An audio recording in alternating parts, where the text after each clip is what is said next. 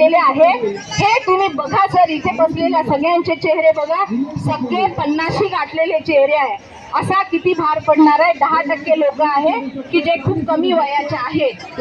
मग सर असा किती भार पडणार आहे? आणि अजूनही आमचा विचार का नाही की आमचे मुलं आता नोकरीवर लागलेले आणि आम्ही कंत्राटी आहोत. आता ते काल सर 2 मुलींना घेऊन आले, त्यांची एक मुलगी शिक्षिका झाली, परमनंट शिक्षिका झाली आणि आप प्रशिक्षण देतो शिक्षकाला कंत्राटी म्हणून.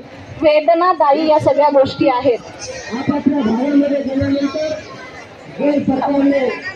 त्यामुळे ना आपण आपल्या मनाला हे सारखं सारखं आपल्याला जे सांगतायत, अच्छा एकच नारा,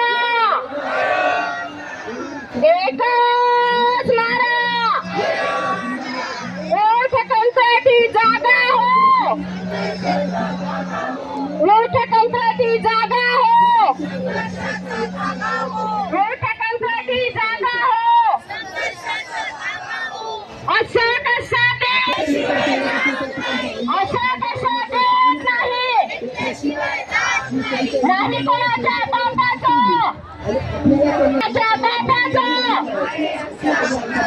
नाही, कोणाच्या बापाचा.